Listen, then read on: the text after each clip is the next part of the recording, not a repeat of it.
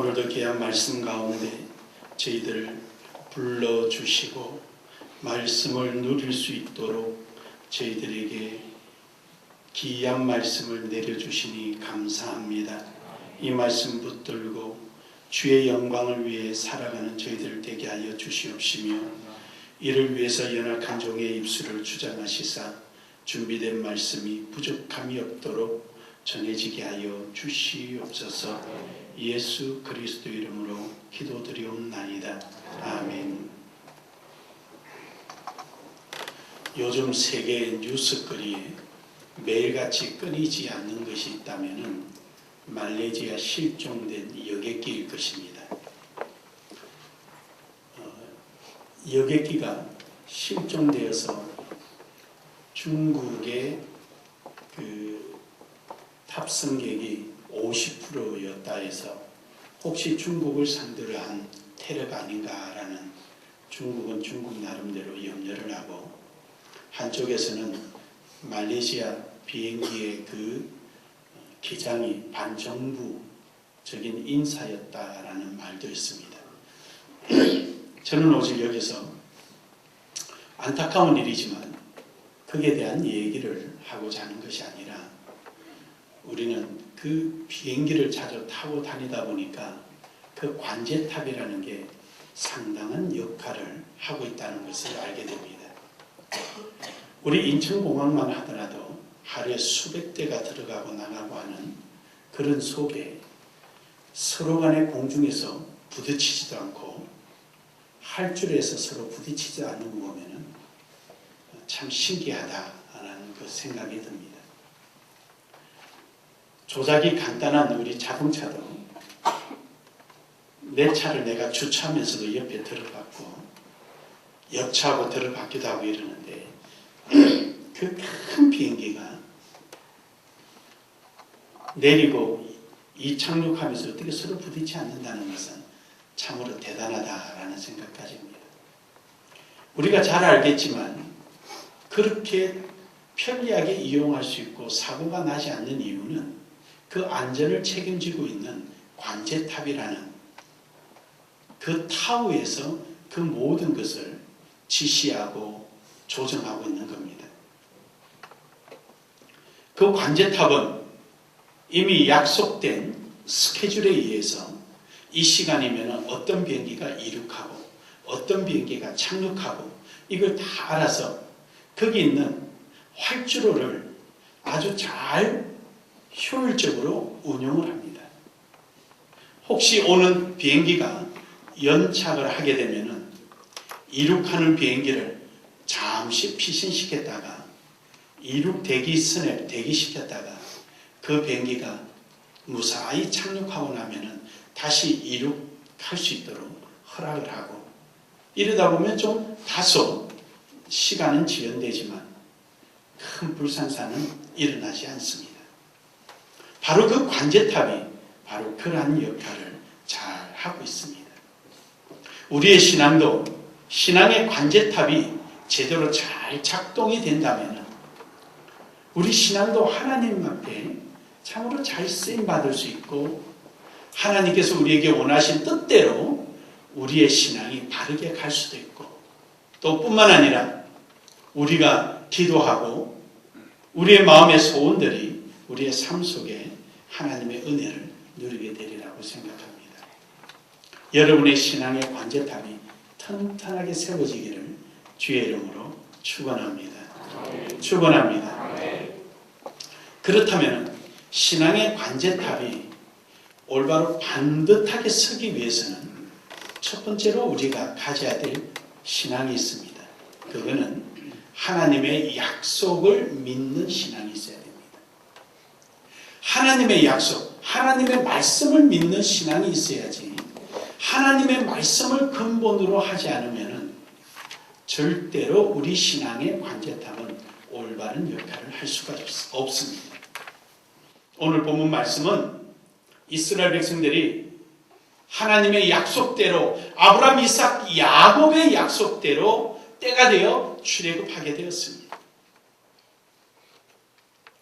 하지만 이스라엘 백성들은 하나님의 약속을 믿기보다는 눈에 보이는 현상, 지금 내게 뭐가 필요한데 당장 그것을 채워주지 않는 이러한 문제에 대해서 불만이 컸습니다. 그러다 보니까 모세가 애굽에 왔을 때도 모세를 원망합니다. 모세, 너 때문에 우리가 지금 벽돌 굽는 일에 집도 주지 않고 우리가 그 집을 구해야 되고 너 때문이야! 라고 모세를 원망합니다.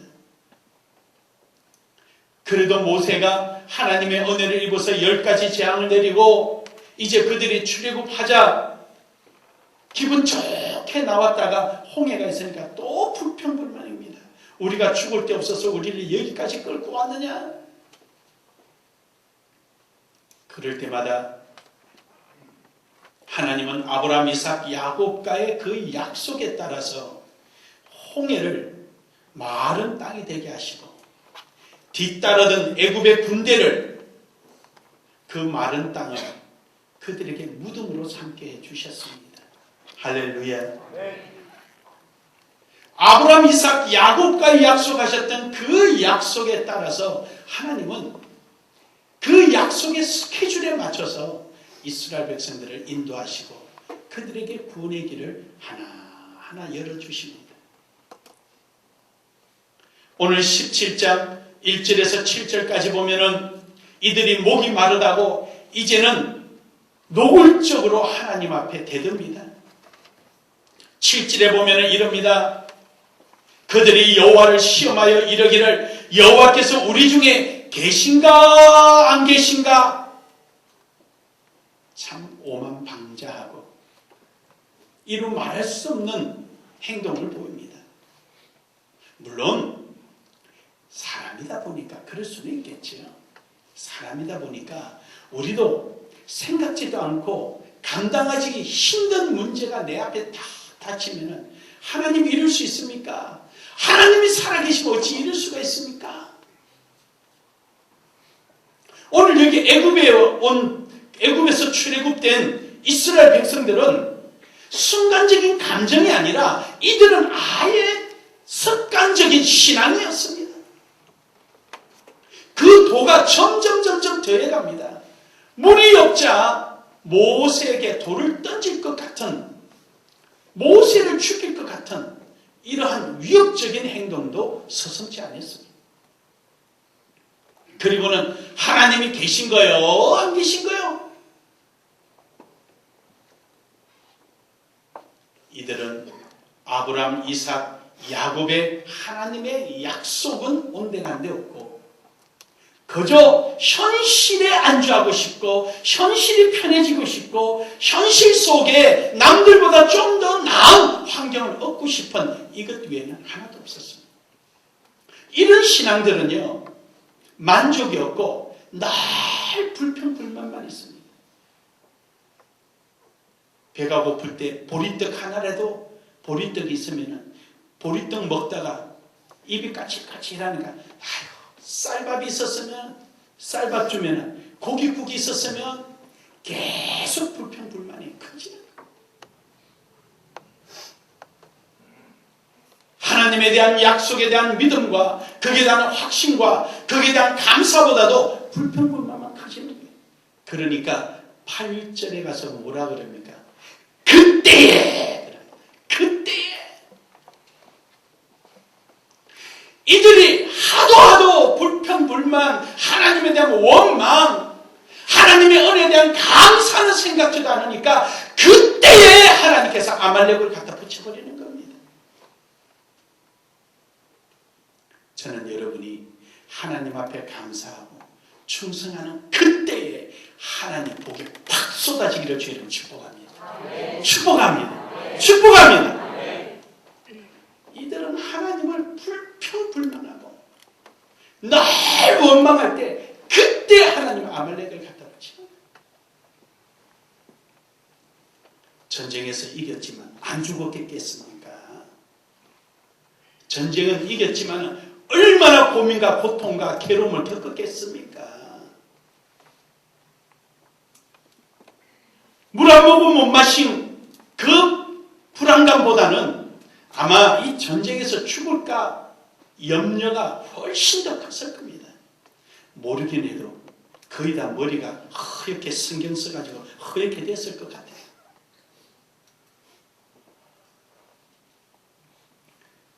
그때 하나님께서 아말렉을 붙여주셔서 그들에게 깨우쳐 주시는 거예요. 뭐냐면은 아브라함과 이삭과 야곱의 그 약속의 하나님, 그 하나님을 알게 해주시는 거예요. 그래서 모세가 여호수아를 불러서 야, 너는 전쟁하러 나가라. 내가 산에 올라가서 손을 들리라. 손을 든다는 말은 기도한다는 그 뜻이에요. 그래서 모세가 가서 손을 드니까 이기고 손을 내리니까 지는 거예요. 그러니까 손을 내리니까 지니까 여호수아가 막 올라서 모세요, 우리가 지고 있습니다. 성경에 기록 안 됐더라도 이렇게 표현했을 거 아니에요. 그 말을 쭉 풀어서다면 모세야, 당신 팔이 피곤하고 힘들고 아플지라도 앞에서 백성들이 죽어가니까 좀 손 좀 더 들고 계십시오, 이 말 아니겠어요? 그러니까 모세가 손 드니까 또 이기는 거예요. 내리면 죽고 올리면 죽이고 이런 상황이 벌어지고 있는 겁니다. 그걸 바라본 아론과 홀이 돌을 가져서 모세 여기 앉았었어. 그리고 자기도 옆에서 한 팔씩 책임지고 바치는 거예요. 그랬더니 전쟁이 이겼습니다. 전쟁을 이겼습니다. 그래요, 여러분. 하나님은 이스라엘에게 내가 너희와 함께하고 있다. 아브라함, 이삭, 야곱의 하나님이 너의 하나님이다라는 것을 그들을 깨우쳐주고 싶었던 거예요. 오늘 여러분, 우리 주 예수 그리스도의 십자가 죽으신 그 은혜의 약속이 오늘 여러분과 제 속에 있음을 믿으시길 바랍니다. 우리는 아브라함과 이삭과 야곱이 아니라 만물의 창조주시고 주관자이시며 영원한 우리의 생명이신 예수 그리스도의 생명이 여러분과 저와 함께함을 믿으시기 바랍니다. 그 약속이 우리에게 주기를 죽어도 살겠고 산 자는 영원히 죽지 아니하리라. 이 세상이 너희를 감당하지 못하리라. 내가 너희에게 평안을 주노니 이 세상에 없는 평안을 내가 너희에게 주노라. 할렐루야. 이 약속을 믿으시기를 주의를 축원합니다. 축원합니다. 그럼요, 말씀을 붙들고 가는 이 약속의 하나님의 말씀이 우리의 신앙의 관제탑에 기초가 되어야 됩니다. 무너지지 않습니다. 하나님의 약속의 말씀이 기초가 되면 우리의 신앙은 절대로 무너지지 않습니다. 왜냐하면 하나님의 말씀은 어제나 오늘이나 동일하시기 때문입니다. 변하지 않습니다. 하나님은 인생이 아니심으로 시건치 아니하시고 해전하는 그림자가 없습니다. 하나님은 영원 불변하십니다. 이 말씀을 믿고 나아가는 여러분과 제 삶 속에 신앙의 관제탑에 튼튼한 기초가 되어서 어떤 환경에도 흔들리지 않는 신앙이 되기를 주의 이름으로 축복합니다. 두 번째로는 신앙의 관제탑이 되기 위해서는 그 말씀을 믿고 기도해야 합니다. 오늘 여기 모세가 두 손 들고 기도할 때 무슨 근거를 가지고 기도했겠습니까? 모세가 안 간다고 하나님 나는 애굽 안 갑니다, 안 갑니다라고 그렇게 하나님 앞에서 감히 변명을 3번씩이나 했잖아요. 오죽에 하나님 화가 나가지고 빨리 가라고, 너 형 아론이 거기 있지 않냐까지 말씀을 하셨어요. 그때 하나님의 약속은 분명했습니다. 아브라함과 이삭과 야곱의 하나님이었습니다. 믿으십니까? 모세가 하나님 앞에 기도할 때 아브라함의 하나님, 이삭의 하나님, 야곱의 하나님, 그 하나님을 믿고 나를 보내셔서 이 백성을 나를 인도하게 하신 하나님, 오늘도 나와 함께하여 주옵소라고 기도 안 했겠습니까? 모세는 하나님의 약속의 근거에 의해서 기도했습니다. 그리고 그는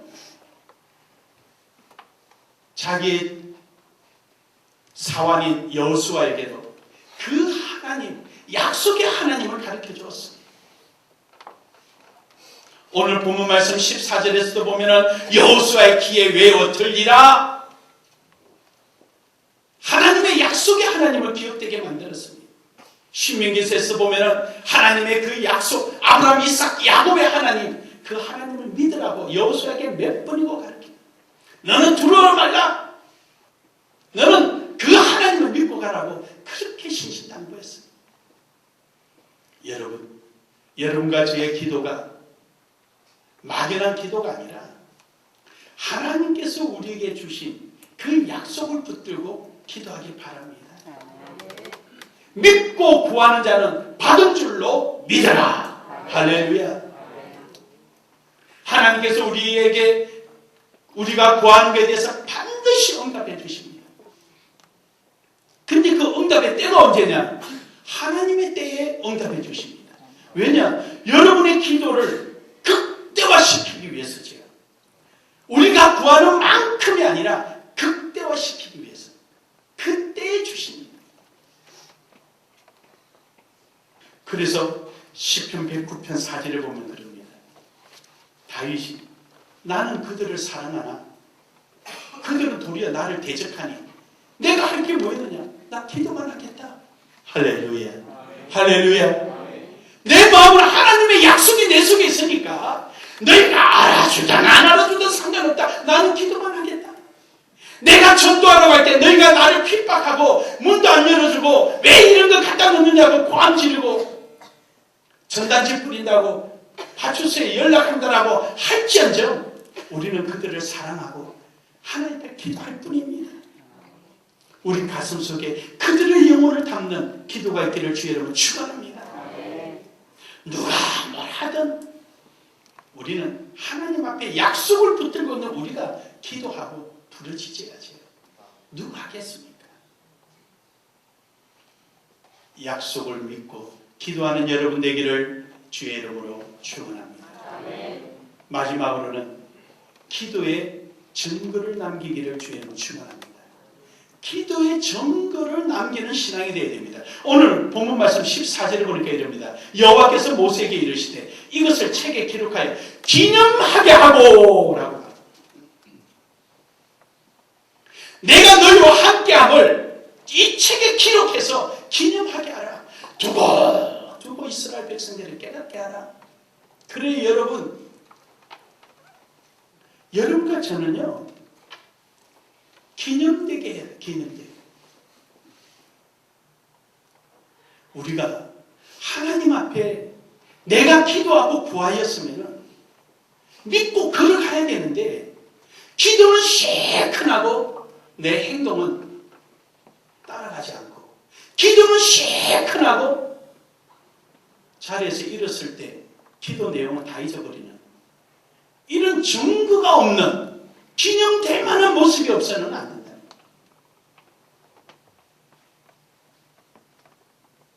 우리가 하나님 앞에 기도했으면 그 기도대로 이루어질 것을 믿고 우리의 삶이 따라가야 합니다. 삶이 따라가는 그 발자국이 바로 증거가 되는 것입니다.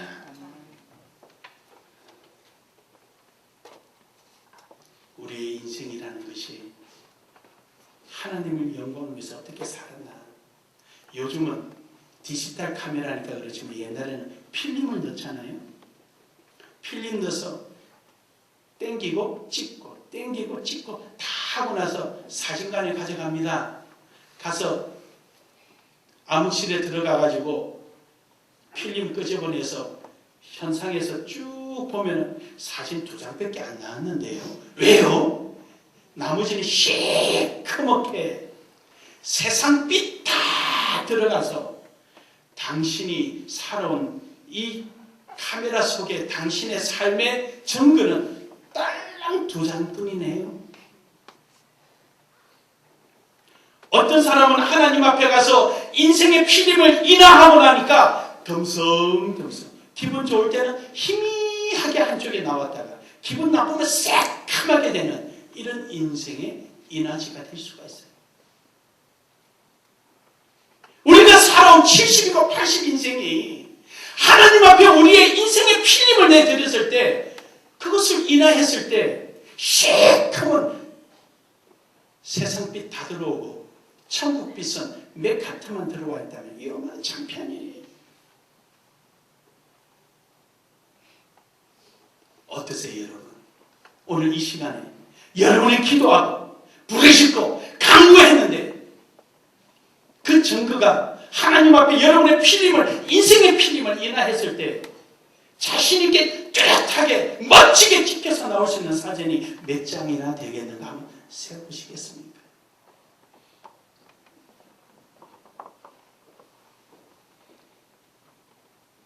기도하고 부르짖고 간구했으면 그 기도한 대로 마음에 원하는 대로 하나님의 약속대로 내 삶이 그곳을 추구하고 그 길을 향해서 달려가야 합니다. 그때 하나님은 더 크게 응답하시고 역사하십니다. 결론적으로 여러분, 미스바에서 사무엘도 하나님의 그 역사를 기념해서 기념비를 세웠습니다. 하나님께서 나를 여기까지 도우셨다라고 그는 기념했습니다. 언젠가도 제가 설교 시간에 에베네셀의 신앙이라고 설교를 한 적이 있습니다. 하나님께서 나를 여기까지 도우셨다. 하나님께서 나의 발걸음을 여기까지 인도해 주셨다. 이런 증거가 남을 때 여러분이 지나는 자국마다 흔적마다 여러분의 신앙의 관제탑으로 말미암아 하나님의 역사가 보이고 나타나고 이루어지고 그 흔적으로 주께 영광이 될 줄로 믿습니다. 신앙의 관제탑, 약속의 말씀을 믿고 튼튼한 기초가 되고 그것을 기도를 통하여서 비행기가 이착륙할 수 있도록 도와주듯이 하나님의 일을 위하여 기도해야 될 내용이 무엇인가를 이 모습 저 모습 다 쳐다보며 기도거리를 찾고 그 기도거리가 찾았으면 이제 그대로 비행기가 잘 착륙하고 이루어갈 수 있도록 실제적인 행동에 옮기는 믿음의 삶이 이루어질 때 그 신앙의 관제탑은 멋진 신앙이 될 것입니다. 우리 모두 신앙의 관제탑이 되기를 주의 이름으로 축복합니다. 축복합니다. 우리 서로 한번 인사합시다. 신앙의 관제탑이 됩시다.